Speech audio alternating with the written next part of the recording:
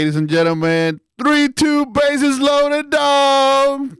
And as you can see, I don't have Peter with me. He had a prior engagement, but that is okay because right now we have here in the studio probably, if I want to say, one of the most influential men in my career.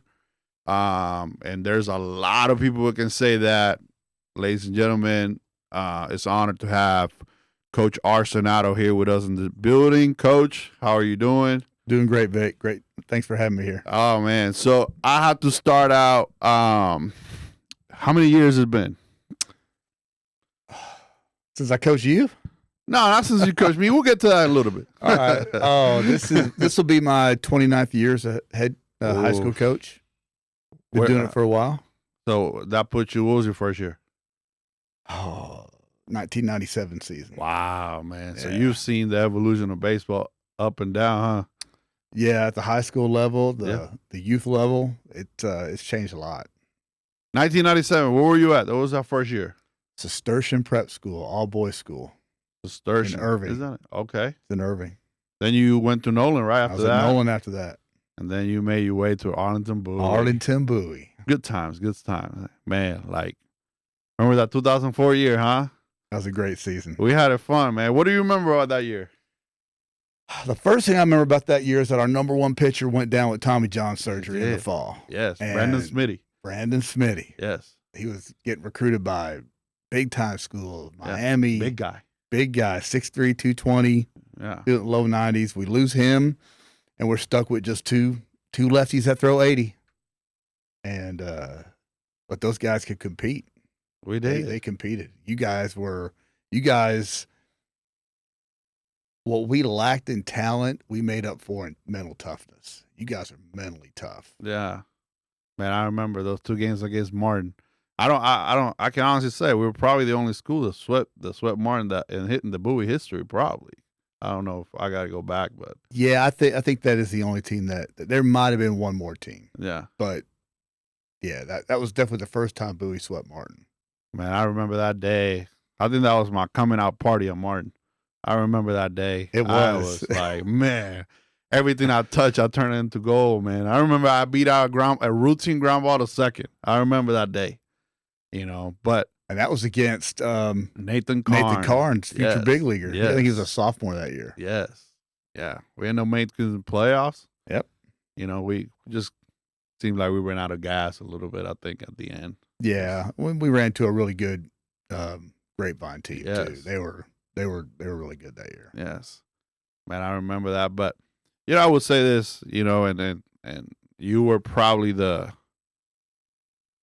one person that allowed me for the first time in my career just kind of let me be myself and show me like, hey, you're a true lead off, and you kind of like, I don't know, it just seems like you opened the door for me to just be the player that I am and for be the coach that I am now. I really thought back to those 2 years that you were there, and the presence, I can honestly say, meant a lot, so just want to tell you that, and I'm sure there's a lot of other people out there, players like me, that you've been a biggest impact throughout their careers. Let me ask you a question. 29 years, man, and don't worry, if it's not 0 for you, it's no problem. Which is the team that you're like, man, like, all right, we were just good? Which one? Oh, there's 2 or 3. My 2000 team at Nolan, we had 8 D1 signees. That was what Chris Schofield, right? Chris Schofield. Yeah. Chris Schofield. Texas. He went to Texas. Tim McGough went to Texas. Yeah. Chris White went to TCU. Jordan Foster, Lamar. Aaron Whitehead went to Oklahoma State. We could swing it 1 through 9, and we had 4 power arms. And private school, but we beat Arlington Heights that year in the championship of the Bowie tournament. They went to the state tournament. In that tournament we beat Heights, we beat Colleyville Heritage, we beat Western Hills, who won state the following year. we played nothing but public schools, and we always challenged those kids and played the best competition we could, and we won 30 games that year against really good competition. 30 games, that's a lot in a high school year. Yeah, and then my 2009 team at Marcus that lost in the regional finals to the eventual state champion El Paso Socorro. Was Travis Kinzer in that team? He was a junior that year. We had 20 seniors that year. Oof. So I only carried 5 lowerclassmen during the season, and we brought Travis and a bunch of other guys up from the JV for the playoffs. But that was a really good. That team just went on a magical run. Yeah. And then my 2020 team at South Grand Prairie, that COVID got us. We were 13-1, and we were playing. That was a complete team. That team had power arms, strike throwers. We could hit for average. We had speed, and we played great defense. And I really would have liked to have seen what that team would have done with a. Now let me ask you a question. Season. Obviously, 29 years. Do you think? Because it's hard to win state.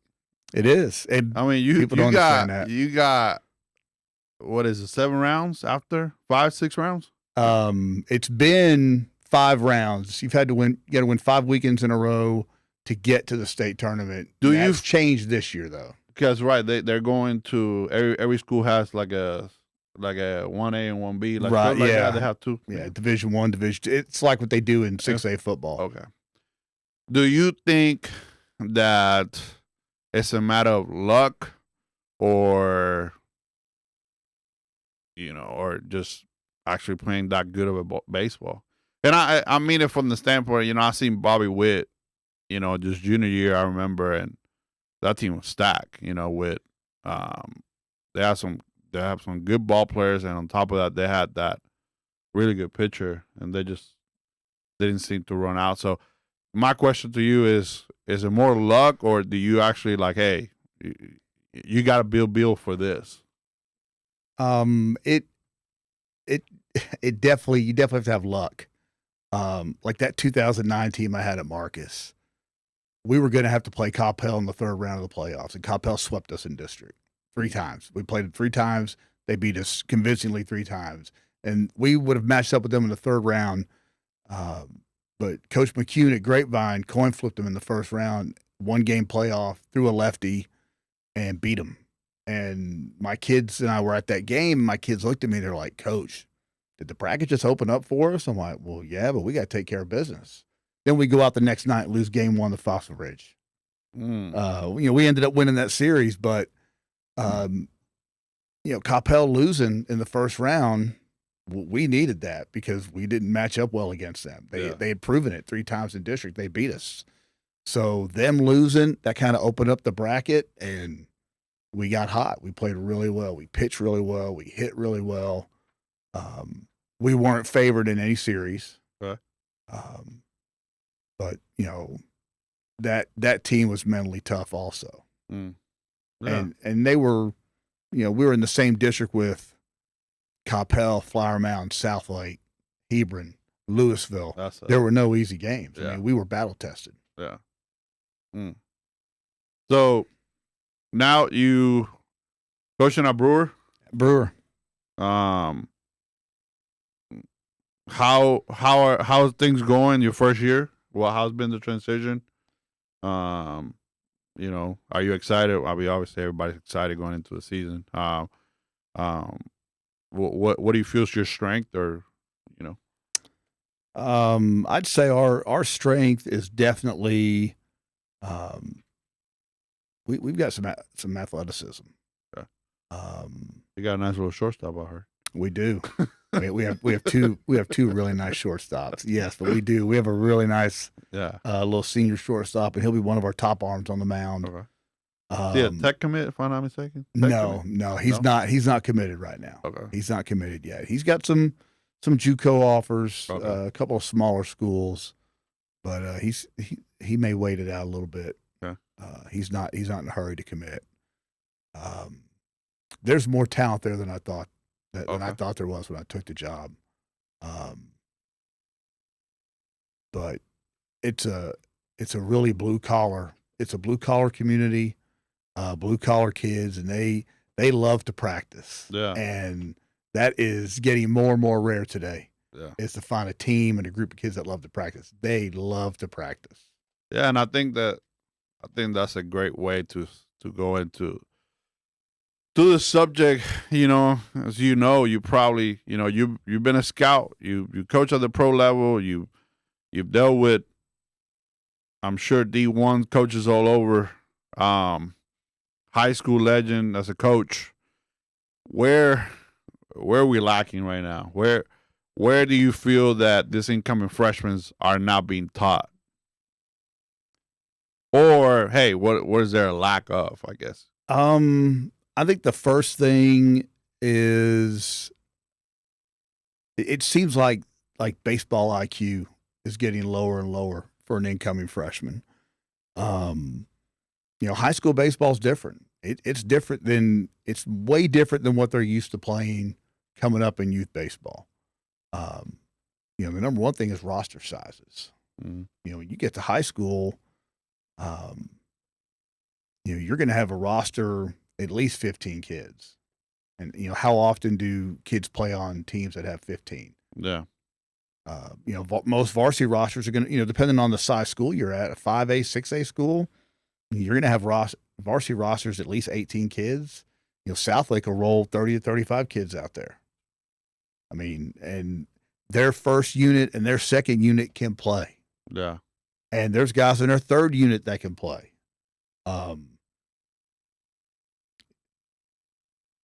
And you just don't know what you don't know, and freshmen don't know what they don't know, and neither do their parents if they've never had a kid go through high school. They think, a lot of them think, oh well, I'm gonna play varsity as a freshman, and I've coached for 29 years, and I think I've had 6 freshmen start on the varsity. Ooh. What they don't understand is varsity baseball. That's 19 and under, and you got a 14-year-old kid that hadn't picked up a weight in his life, and he's going to try to compete with those kind of kids. Some of them are grown men. Yeah. It's definitely eye-opening for incoming freshmen and their parents, because it's what they think what they're coming into, and it's nothing like they've ever played or faced in select ball and travel ball. Do you have and obviously over the years this have changed, and I know that there's some schools that try to have tryouts early, and for whatever reason, early in the season. Are you a more old-fashioned guy that, hey, you keep the guys through the semester and then you make your cuts? Or have you done, hey, I've tried different ways? What's your thought behind that? I tend to keep my guys throughout the entire semester. Okay. After the first 2 weeks, I'll have some kids removed from the athletic period that maybe have never played before, because you'll get that. You'll get kids that have never played baseball and they decide, okay, I'm in high school, I think I want to try to play baseball, and that usually doesn't work out too well. Yeah. Because you're going against kids that have been playing, year round, or at least for their entire life, and since they were 5 years old. So it's hard to just get to high school and decide, hey, I want to join the team. No, you don't join the baseball team. You've got to try out. You have to have some skills. Yeah. You have to have some ability, and usually after one day of watching them play catch, you can tell who's played, who hadn't. Kids will show up. True story. This happened this year. Kid will show up to the baseball class and doesn't have a glove. Mike, so you're gonna sign up to play baseball and you don't have a glove. That's not gonna work out very well. I talk to my son all the time about perception, and we talk all the time about the first thing you do is you play catch, and if you can't, when guys can see the game and you can't if you constantly can hit the guy in the chest and you move your feet correctly, you won half the battle there because you already know, okay, this kid can play just by playing catch. And and I tell my son, you got to take pride in that, and there you have it. You're like, hey, I can pretty much say by the second day that where he goes, yeah, this is probably not going to work out. Playing catch play, it's the one drill we do every day. We play catch every day. I like to call it catch play instead of playing catch. And playing catch with a purpose. And like you said, I mean, if you can hit your partner in the chest over and over and over again, well, chances are, that's going to translate to the field. Mm-hmm. And if we're out there playing catch and it turns into playing fetch because we can't catch the ball, we can't make good throws for our partner, that's going to translate to the field too. And it will. It does. I mean, if you can't play catch, how are you going to play third base?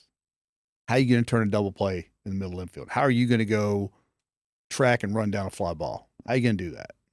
I mean, if you just can't play really good, purposeful catch before practice and before games, yeah. I mean, it's to me, it's the most important. It sets the tone for that day's practice. Never thought about it that way, but you're right. I truly believe that. Yeah, you're right. And there's been a couple times early on, being new with this new group of kids at this new school. My assistant coach and I, we had to show them what we want, teach them what we wanted in regards to playing catch. And there's a couple times, after a couple weeks, kids are starting to feel comfortable. We're starting to feel comfortable with them. And, there was a day when they weren't, the balls were flying around. There's too much talking.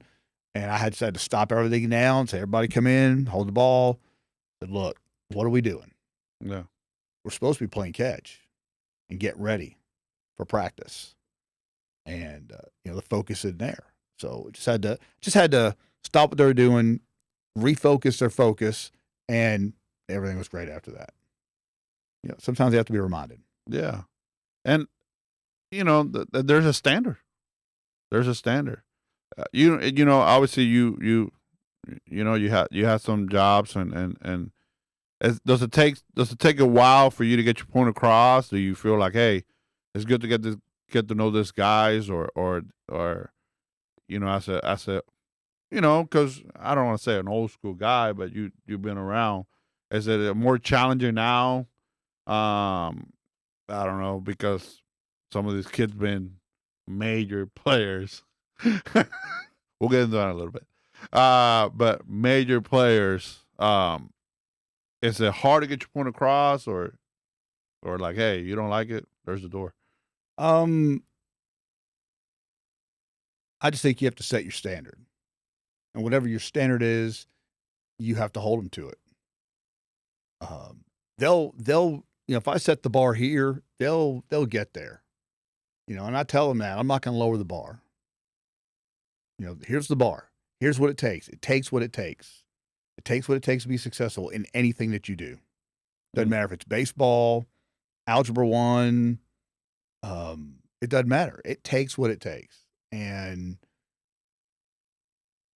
you guys want to go to the playoffs. Brewer hadn't been in the playoffs since, I think, 2019. And, you want to do something that the last 5 or 6 groups haven't done, well, then you need to be prepared to work and do things that those teams weren't willing to do. Kid wants to play Division I college baseball. That's great. You're going to have to do the things that it takes to play at that level. And a lot of your friends, a lot of your buddies that you run with, that you've been playing with, they're not going to be willing to do it. So are you willing to walk away from them to fulfill and live your dream? It takes what it takes. Just hearing that and I think that's some of the problems that we have today. I think there's a fluctuation of the bar. I think they're just like, okay, well, we got this kid incoming. Well, the standards don't need to be as high as they once were. And I think that the discipline is where it gets lost. me personally, I mean, some of the guys that I've worked around, that I work with, I think that they feel like, hey, this is what it takes to be a professional hitter. You don't have to do it, but then you're not going to be a Right. professional. Right. It's just it is what it is. And like, well, no, this is what it takes. So so let me ask you a question. What is the one advice that you will give players as an incoming freshman? What will be the biggest advice? Because it seems like the word development gets thrown out there way too much. And I don't, I'm a big advocate that I think that high schools and select programs need to find a way to work, because let's just say an eighth grader coming in and your expectation, hey, based on that, this is my expectation. And this coach hasn't played left and you want him to play second, So I guess my biggest question is, what would be the biggest advice that you want to give an eighth grader that is coming into your program next year? Number one thing is be coachable. Um, and I try to have a parent meeting, and I've done it in the past. I didn't do it this year, but I probably will in the spring. Is just have a meeting just for my freshmen and their parents, because my message to them is different than my message to the senior, junior, and sophomore parents. They've been through it for a year. They kind of know the drill. High school, when you get to high school baseball, it's going to be the first time in their little baseball careers that they practice more than they play. Mm. For instance, we're in off season. We've been working out every day during the athletic period since the middle of August. We hadn't played any games. We do our own little inter squad stuff, our own little fall ball stuff, but I'm not on the field with them. Mm-hmm. I'm sitting in the press box evaluating. But then even during the season, you're gonna practice. Like when you get to district play, you have 2 district games a week. You're gonna practice 3 days, 4 days, and then you're gonna play on 2 days. And even during the 3 weeks of tournaments, we're gonna practice Monday through Wednesday, then we're gonna play Thursday through Saturday. There's way more practice than there is games. Same thing with college baseball. You're going to practice way more than you play. So, be coachable. Work while you wait. They come up playing, youth baseball, and, what's a typical roster size? 10, 11 kids? Mm-hmm. Well, everyone's going to play. Yeah. You got 9 kids in the field. You're going to hit the roster with 10 or 11 kids. So everyone's in the lineup. Everyone's playing. Well, that's not how high school baseball is. Yeah. There's no guarantee of playing time, even with the sub varsity. And I make my sub varsity coaches use at least 2, hopefully 3 pitchers every. Like when we get to district, I want them to throw 3 kids every game, 2 to 3 kids every game. I don't want anybody throwing 7-inning, 80, 90 pitch complete games on our JV and freshman team. We, sub varsity, we need to develop as many pitchers as we can. Yeah. And that's something that select guys just don't seem to have an understanding. And like, I guess in November right now, where are your pitchers right now? Are they starting to ramp things up? Or are they already on their way? Like, hey, we're shutting it down, or we're off the mound. We're off the mound, right? Yeah, we're off the mound. We're throwing. We don't stop throwing. Yeah. My definition of shutting pitchers down means getting them off the mound. Okay. But we've been long tossing, and now we're starting a pull down phase of long toss. But we've been stretching it out. But now we're going to start pulling it down. What's your thought on obviously everybody, and with the new technology like Driveline and all this thread athletic, what's your thought? Are you still a guy that, hey, long toss and bands, or have you been applying more of the plyo system or combination, or hey, because a lot of these guys, they seem to want to, hey, I just want to see how hard do I hit this ball, but we still got to learn how to spot it on. How do you have you what's your thought behind all this? Because I mean, it's a very, very sensitive subject, and Yeah. a lot of people just don't seem to have an understanding that you got guys that can still throw a little softer and still can get people out. Yeah. I'm not a weighted ball guy. Okay. We'll use weighted balls for warming up. We're not throwing them. We don't train with weighted balls. We use it for recovery. Okay. There's recovery drills that we use a weighted ball for. I'm long toss, bands, and weight room. All right. And I've always been that way. Yeah. I'm not going to, do I think weighted balls can help certain kids? Sure it can, but there's risks. And I'm coaching 60 kids at one time, and the skill levels are, I mean, it varies greatly.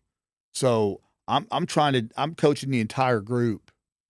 I'm not working with one or two kids.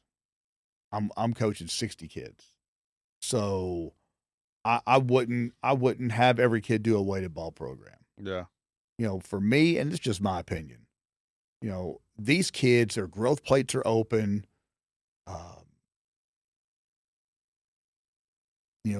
The safest way to gain velocity is over time. Trying to gain 8 miles an hour, 8 to 10 miles an hour in a 6-month stretch, you're putting a lot of stress on that elbow. A lot of stress on an elbow that's not mature. Now, if I was 28 years old and I'm trying to get one more affiliated contract, well then, yeah, I'm gonna sell the soul of my right arm to weighted balls, and I'm gonna get my velo up to 98 so I can get another contract. But I'm 28 years old. My arm's mature. A 14 or 15, 16-year-old kids that I have, I wouldn't do that to them, because if that contributed to them having Tommy John surgery, I couldn't live with myself. It's not, winning's not worth it. It's just not. Yeah. Have you ever, and I know it's a little difficult, right, being that you don't know what you got coming, but do you keep in track with, some of the younger guys, like, a possible A grader that you keep track with that, or do you, Yeah, I know I've got a really good 7th and 8th grade class coming up. Okay. And I've reached out to a few of them. I know who the really good ones are. And I'm going to get down into the middle school in the springtime and try to get down there once a week to get in front of those kids to make sure they stay, because there's a lot of there's a lot of recruiting that goes on really at the high school level. They've got options. I mean, they can go to a private school. They can move. I mean, And parents are moving now. They are. You can clearly see it. That's probably been one of the biggest changes over the last 25 years. Yeah. Is that, when I got a kid as a freshman, I was going to have him for 4 years. He wasn't moving. No, you're not so sure anymore. Right. So no, and I get it, but I think that's also a product of youth baseball. You don't like this coach, you don't like this team, boom, we just go to another one.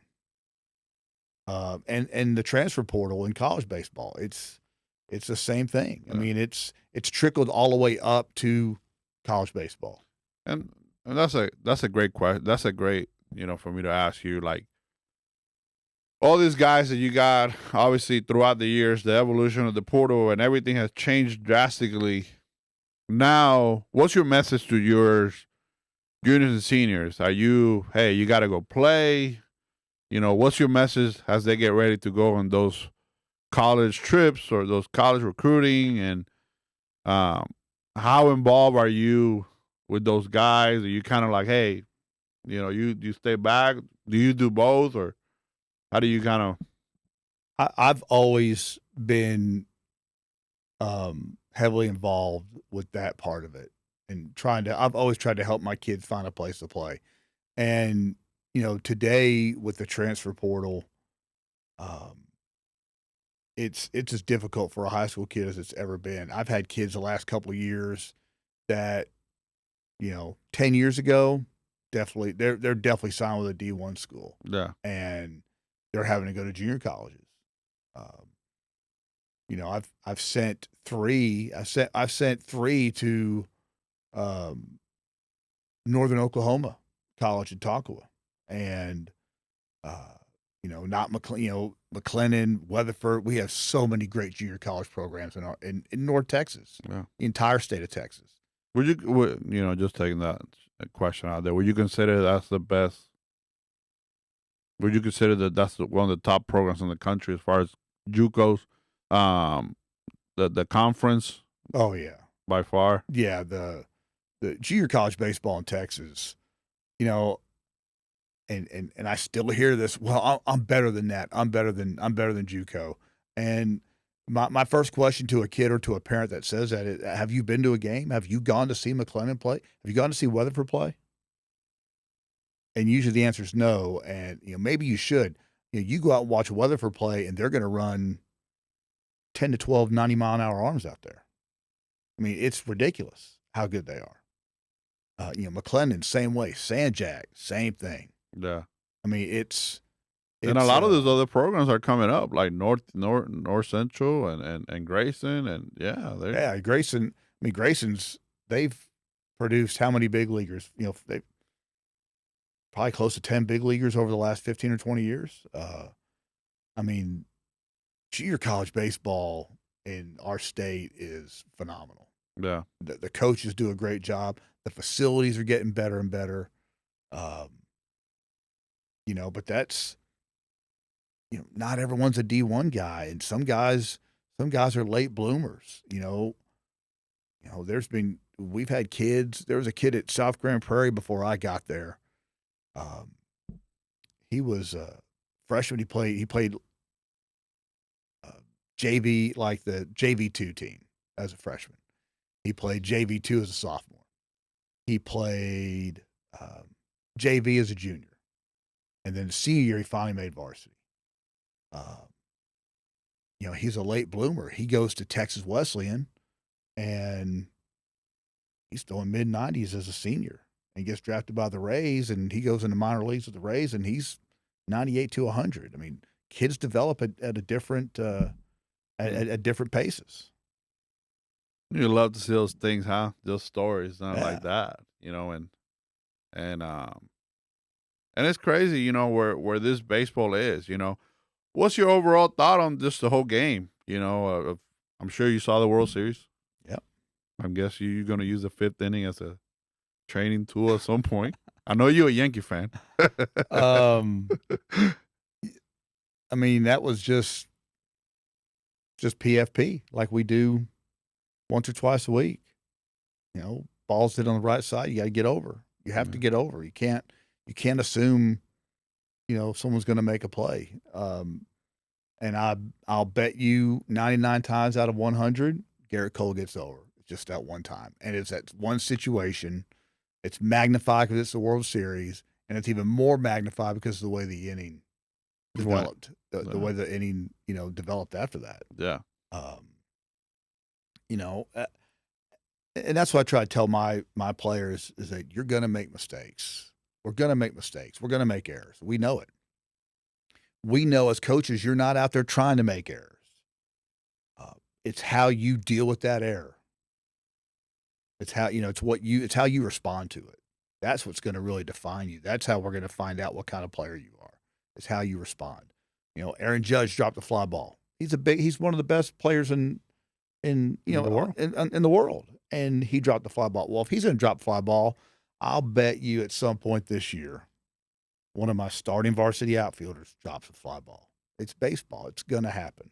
We can't lose our minds over it. You just got to, pick your head up and get ready for the next one. Because if you're not ready for the next one, you know where the next one's going to be. Yep. Coming right to you. The ball will find you. Man, those baseball gods just don't seem to. They seem to find you after The that. ball will find you. I promise you. So let me ask you now. You ever, as you were growing up, do you feel like, we all as players, we're growing up, we all want to be a big leaguer. Oh, absolutely. Do you ever felt like you want to go a different route, or do you feel like high school is where, hey, this is where I belong? And because and I go back to what I said earlier. I mean, the impact that you made, my personal life, but I can imagine there's thousands of guys that are probably saying the same thing. So do you feel like, hey, this was my calling, this was my mission here, or do you like, hey, there was always thought of getting a little higher? Yeah, I've always I've wanted to coach at the college level, but and I've had some opportunities too, but they just weren't the right time or the right situation. And now that I'm older and hopefully wiser, I look back, and every school I've been at, I was meant to be at that school at that time with that group of kids. Yeah. When you're a young coach and you're hustling and you're working, trying to get that dream job, the priority is winning. But when you get to be my age and you've done it as long as you have, there's been a lot of wins. We've won a lot of games, but now it's obvious, it's always been about the relationships with my players. Yeah. With my assistant coaches. And even with players' parents, that's what it's really all about. And when you're a young coach and you're on the move, trying to move up in your career, trying to get, you're chasing that dream job, you lose, you just don't know it yet. But once when you're a veteran coach, and you've been doing it for a while, then it's all about. It's about the relationships that you build with your players, your assistant coaches, the other members of the faculty of the schools I've been at. It's about those relationships. Yeah, and I think, that's how it is at the youth level as well. I think that every young coach that thinks that they just got done playing pro ball, or they done playing college, and they want to get that major team, and they want to go and win whatever, but they don't realize that, man. Like, okay, let's see how good you are as a coach. Take a AA player that never put on a glove and teach him how to play the game the right way. And it's funny you mentioned that about relationship, because I felt that was my biggest strength throughout my time, throughout my young career. I've been coaching for not that long, but I think that's my biggest strength, is my relationship with my guys. I know for sure that was my biggest strength when I was with the Mets, my relationship with my hitters. I knew they knew that I had their back, and I knew that they were listening to me. And that was a big part of the success in that year. Coach, the baseball itself, man, it's the evolution of technology. So many things out there. Rapsodo, Yep. Kinetrack, Blast, TrackMan. Where do you, and you can answer this question carefully. But just you don't want to hurt some people's feelings. But where do you fall in that? Like, are you a fan of it? Like, are you not? Like, hey, we have a Rapsodo. Hey, we use Blast, or do you use metrics? We have Rapsodo. Okay. We have Rapsodo. Rapsodo, and I think those things are an important part of baseball today. I've always, as a coach, even when I first started as a coach, I was always accumulating data, and we just called it stats. Mm-hmm. And I tried to have as much data and as much information at hand so I can make the best decision for the teams that I coached. Yeah. Now now there's even more data out there. So I think I think one thing you have to be careful of doing is overthinking things and overanalyzing. Yeah. I think the the analytics is definitely a big part of the game, but I mean, how could you argue with a guy like Bruce Bochy, who's got all this experience and seen so much and won?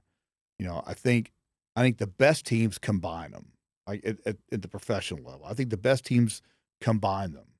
I don't think you can solely rely on analytics. Would you think that ever will trickle down all the way to the high school at the same? Because I mean it's up there, and I mean pro level. I mean it's up there. Oh, for sure. And obviously TrackMan. I'm assuming that one point in our lifetime there will be a TrackMan in every high school field. I'm gonna guess at some point there will be one. I would like that. It's a $15,000 machine, but and I would, and if I had that technology, I would use it. Yeah. The Rapsodo, for me, the pitching Rapsodo, I think is really helpful in regards to instead of me just telling a kid, I can show them. Yeah. Look, here's your release points. You want to tunnel pitches. Like I'll have kids that throw 2-seam, 4-seam, breaking pitch, slider, curveball, whatever they have, change up. And, there's a couple kids we had a couple years ago when I was at South Grand Prairie. We used it at South Grand Prairie that it helped me as a pitch caller in regards to how they tunnel pitches. We had a kid that had, his release point for his 2-seam and his changeup were the same exact spot, and his 4-seam and his curveball were the same exact spot. So as a pitch caller, I would pair the changeup with the 2-seam and the curveball with the 4-seam. So I knew when he was pitching, if I call a fastball and I wanted to go off speed, I was more than likely going to go curveball. Okay. And if his changeup was on, then we're going to throw a lot of 2-seamers. So 2-seam changeup, 2-seam changeup. That, I never would have thought of that. Yeah. Without seeing it on pitching Rapsodo. Okay. The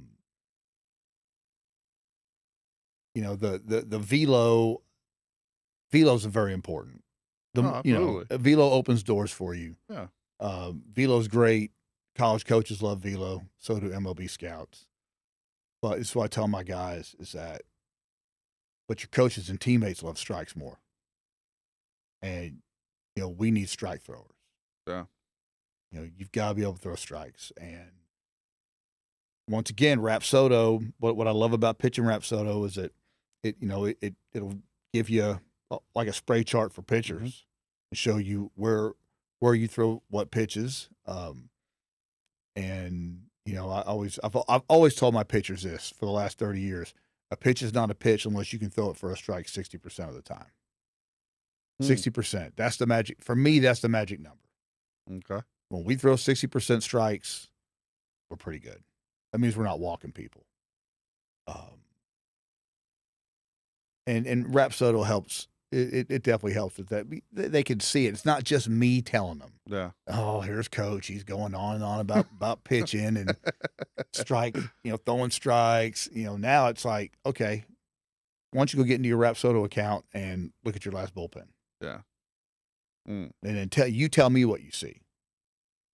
So from that perspective, it's just another tool. It's just another tool in my toolbox. Yeah.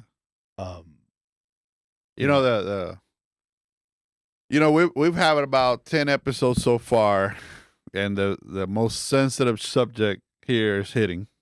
Don't know why. I guess it's probably because everybody goes for hitting lessons. Yes, I guess so everyone's a hitting guru. Everyone's a hitting guru. Yes. So I guess my question to you is how difficult it is. Obviously, you can't stop them from taking lessons, and obviously you can't. I'm fine with them going and taking lessons. Yeah. I guess where do you like? they where do you try to be in the same page? I mean, obviously that's for the benefit of the player, but gotta be a little uncomfortable, you say, in a way, or no, like in a way for you, or you just like, hey, if you're gonna take lessons, you better hit 400, dude. That's all I'm saying. No, it doesn't. Like, I'm not threatened by them going to having their own hitting coach. I'm fine with it. In fact, it really goes with my philosophy of, it takes what it takes. Like, if all you're going to do is what we're doing in our athletic period, it's not enough. Yeah, You've got to put work in on your own. absolutely. You go to you go, and this working for the Mets, like, and this is what people don't see. The average fan doesn't see the work that those guys put in on their own time. Yeah. By themselves, with the hitting coach, with a teammate. They hit and they hit. You have to hit. And they hit. Man, I said that like a few weeks ago. I said, man, during the season, somebody asked me this question. It's like, how often do they hit? I said, okay, well, let me break you down my schedule on a home game on a Tuesday. Not on a Tuesday. We get there about 11 o'clock. We go in and we look at the picture. We take videos. We get everything down. We create a PowerPoint presentation. Then at noon, hitters will start showing up. And then there's your early work. And then after that, then you got the routines for some of the guys. And then you got BP after that. And then after the hitting meeting, then you got your guy who's 0 for 10. Hey, can we sneak in a quick round before the 7 o'clock game? So, yeah, like these guys are taking 200 and 300 cuts daily, And that's what I tell. During the season, you got to hit every day, like every day. Like if you're not hitting every day, you're not working, in my opinion. That's my thought. Right, because it takes what it takes. It takes what it takes. And there's no shortcut. I had a kid, it was a long time ago. He'd go 0 for 4. Back-to-back games, 0 for 6. Coach, I'm going to go get a hitting lesson. All right, go get your hitting lesson. He'd come back the next game. Coach, I went and got a hitting lesson. I fixed my swing. All right, good. You feel good? I feel great, Coach. I'm ready to go. Okay. He'll get out there, bang out 2-3 hits, a couple doubles. And I'm like, and after that, I'll pat him on the back. Man, you fixed your swing. That lesson, it worked. And he felt great about himself. So for that kid going and getting that lesson, that probably helped him more mentally. And, what was it? But as his high school coach, and I'm watching him, the 2 games he was over, he late. Timing's off. Yeah. So what he did was he went to go get his hitting lessons, hitting coach. He's working with him. He's getting more reps. He fixes timing. Now the game he gets 3 hits. It's 2 doubles. I mean, everything's out front. He's not back here getting jammed. Right-handed hitter. He's not fouling pitches off over the first base dugout. It's timing. You fix your timing, you don't fix your swing. Yeah, man. Like you hit the nail on the head right there, because people don't realize that, man. Like you look at your swing when your timing's on, man. That's when it looks beautiful, man. Yeah. Like it looks beautiful. You don't even feel the ball when you hit it. No. Going back to that 04 team, I want to get this out of my chest because I remember that happens. I hope I remember. I mean, you better remember. So I remember struggling going into the Harlington Heights game. And I remember I see my name, and my name's not on the lineup. And it's like, no, you're going to play center today. You're not going to hit. I was so mad. Oh, I DH for you? Oh, no. He DH for their center fielder. Oh, boy. I remember he was like, the next game, you like, I want you to lay one down. I was so mad you didn't let me hit. Man. finally I laid one down, and I remember after that, man, I hit one on the right field wall in right field in Arlington Heights, and after that, that kind of got me going. But my question is, because I was not known for hitting, everybody knew in the district knew that I was just like, man, this is a guy that can just go out in center field and just catch anything through the gaps. You ever thought in a million years I would become a professional hitting coach? Your senior year, you should have been the district MVP. You should have been. You were the best hitter in our lineup. You set the table. You were the leadoff hitter, but I think you hit 1 or 2 home runs that year. I know you were double digits in doubles, which for me as a high school hitter, hit for power, and I tell my guys this all the time. When I say hit for power, I mean hit doubles. Yeah. I want to lead the area. Let's lead the area in doubles.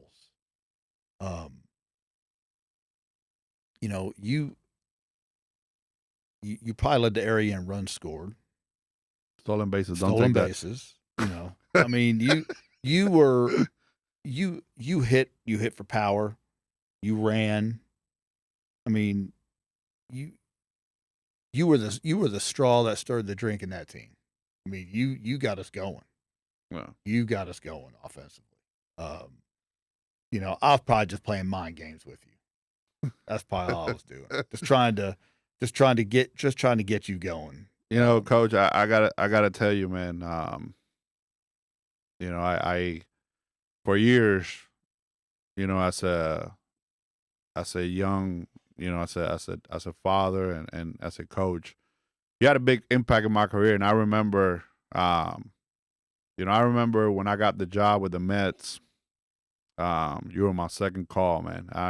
The one thing that I remember, I prayed the night before I got the job. I was like, man, I hope my wife and my kids are here when I get the job.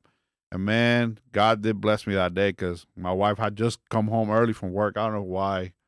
And she had just gotten home, and it was like 5 minutes later. I made a call to my parents, and you were my biggest call because I wanted. And I remember I was like, Coach, I just want to let you know that I got a job with the Mets, and just for me to share that with you, it meant a lot because, man, it just drew me back because I felt like my senior year was the beginning of like what really came to be me. And for that, I'm always going to be grateful for that, that impact you made in my life. And not only that, like I transitioned because the same way the standards that you set me that time, same thing I said for my kid. Yeah. It takes what it takes. It takes what it takes. So. Well, Coach, anybody that's out there, man, any last advice you want to tell anybody? Any young man, parent, anything you wish that is important to know? Maybe you just want to share something as you get ready for spring ball,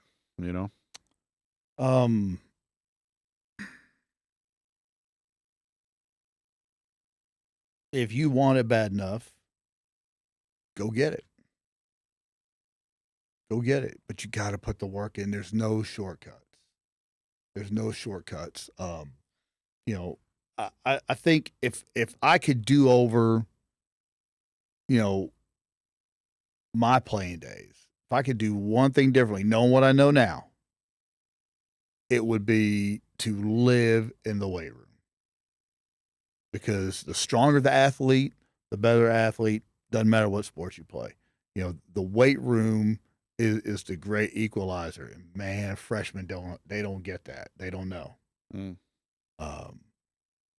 Your freshman baseball, for your freshman year in high school, it's gonna be it's gonna be different. Your grades matter for the first time. No pass, no play. The weight room's a great equalizer. Those freshmen, those 6 freshmen that started for me, the thing that set them apart from all the other freshmen I've coached, those kids were either stronger than the average freshman. They were strong like an upperclassman, or they just had a freakish amount of God-given ability. like Chris Schofield. I mean, that kid he could hit. You know, he lost his contact one night we're in a tournament, and he lost his contact and still went up there and banged out 2 balls out of the ballpark. Yeah. You know, and I mean, he's rubbing his eye. What is wrong? He's like, I lost my contact, coach. I'm like, when did you lose it? It was before the game started. You didn't say anything? He's like, no. I said, so you're hitting with one eye? He said, yeah, pretty much. Like, oh my goodness. This dude, man. Yeah. Yeah. You just, if you know, it's like, I mean, like your whole career, your story, you wanted it. You know, you wanted it. You went and played at a junior college. And you went to Texas Wesleyan. You know, and you played independent ball. You played professional baseball. You've coached professional baseball. You wanted it. You know, you're a grinder, and that's what it takes. Yeah. That's what it takes. You know, it's not baseball's hard. Baseball's hard. But the hard, what's that line from Lee? The hard is what makes it great. You know, that's what makes it great. It's hard. Well, guys, there you have it, man. Man, it's been a pleasure, Coach. I want to wish you the best of luck in your first year at Brewer. Who y'all got in district? Alito. Ugh. They'll be good. They'll have 2 or 3 90-mile-an-hour arms. There you go. Coach Berry does a great job with them. Alito, Granbury, us, Azle, Chisholm Trail, okay, Saginaw, and Keller Fossil Ridge. Oh. So there will be no easy game, no gimmies. There you go. Every night's going to be a battle. Which makes those once you get into playoff, it makes it a lot. Oh, for sure. So. Yeah. We'll be battle tested. All right. Well, Coach, man, I do appreciate your time. Best of luck, and for those of you guys, don't forget to hit that subscribe button. And with that being said, like my daughter always says, 3-2 bases loaded, dog. Pow! See ya.